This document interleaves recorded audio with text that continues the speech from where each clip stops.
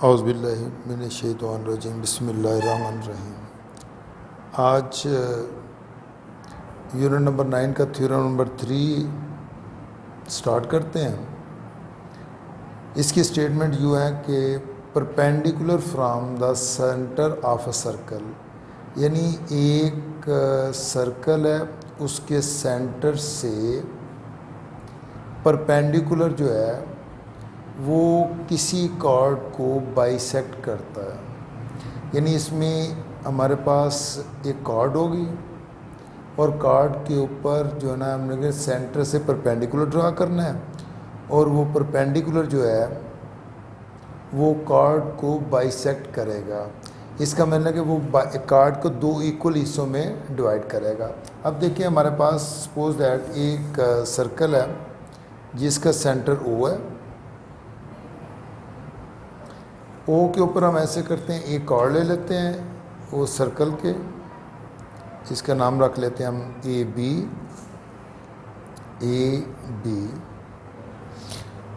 तो हम कहेंगे कि A B is the chord of circle with centre O. लिख लीजिए यहाँ पे A B is the chord of a circle with center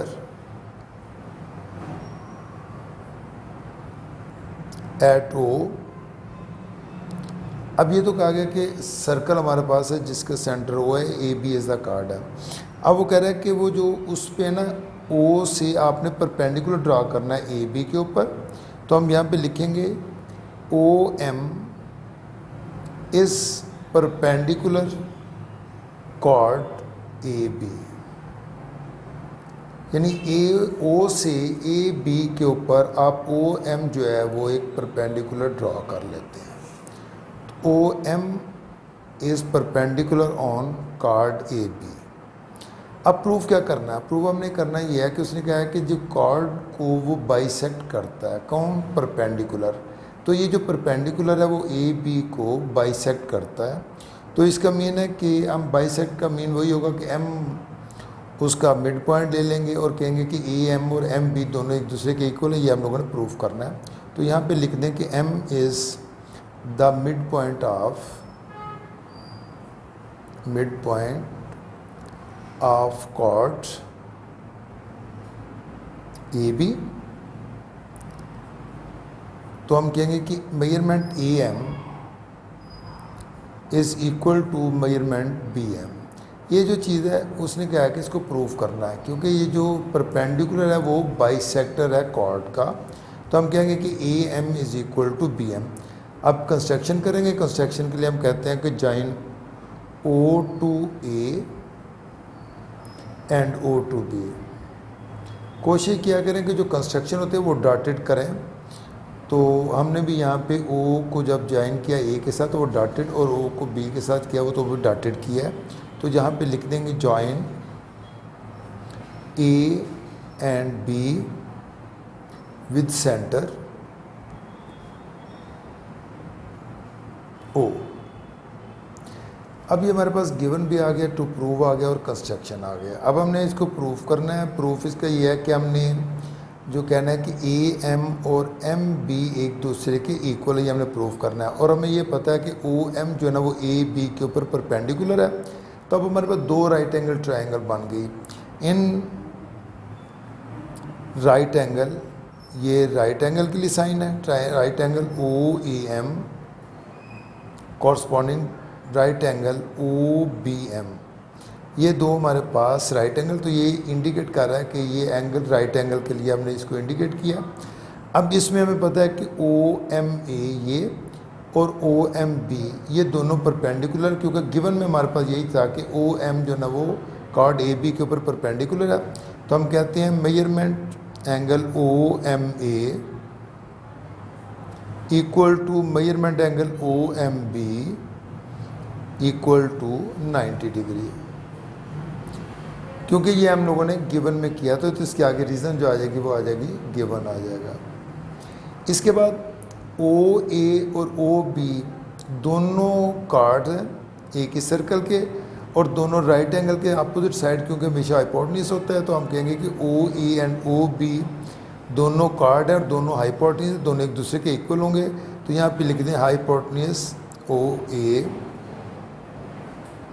equal to होगा हाइपोटेन्यूज मेजरमेंट ओ बी। इसकी रीज़न आ जाएगी radius of same circle, radius of same circle आ जाएगा, क्योंकि एक ही सर्कल के रेडियस है और दोनों हमेशा एक दूसरे के इक्वल होंगे। सेम है, अब ओ एम इस ट्रायंगल में भी है और ओ एम इस ट्रायंगल में भी है, यानी O M O A M और ओ एम भी दोनों का हमारे पास उसमें कॉमन आएगा। तो हम लिखेंगे measurement O M equal to measurement O M, तो वो आ जाएगा कॉमन। अब इसमें देखें कि हमारे पास एक एंगल और दो साइड या राइट एंगल और हाइपोटेन्यूज जब दोनों एक दूसरे के इक्वल हों तो हमारे पास जो पोस्टुलेट है राइट एंगल ट्रायंगल का वो ये कि hypotenuse side congruent to hypotenuse side, तो ट्रायंगल कॉन्ग्रुएंट होंगी।